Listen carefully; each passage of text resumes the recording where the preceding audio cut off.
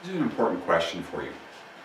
If you have a listing that's had no showings for, let's say, 10 days, 20 days, 45 days, should you or should you not go for the price reduction? Well, 45 days with no showings, it sounds like you should go for it. Why don't you give an example?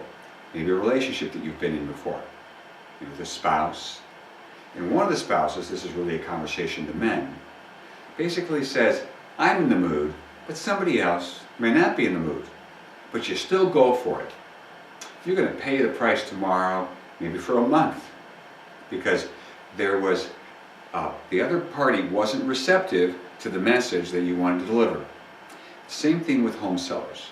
If you go for it and they're not in the ready mode, and you push them into a decision they don't want to make and they fight you on it, what's going to happen shortly is no email returns, no phone call returns, communication is going to fall off, just like in relationships.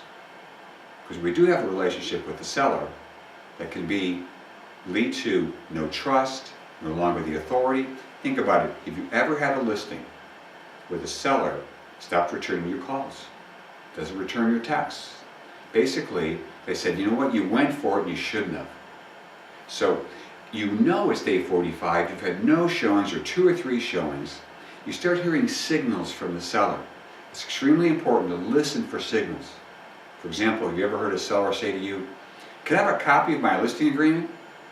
You pretty much know we're toast at that point. They want a copy of the listing agreement to see when it expires. Or the seller becomes slow to start responding to your emails, or not at all. Something's happened in the relationship where they no longer see us as the authority figure.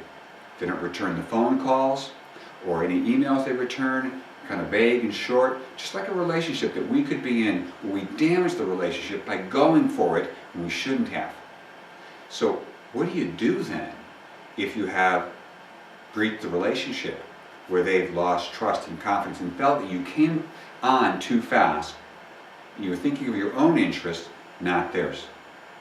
We're going to unpack that in just a minute, another video talking about how to get with the seller and get back in good graces. But remember, we shouldn't go for price reductions, even though we know they're necessary, until we're back in good graces. Thanks for watching.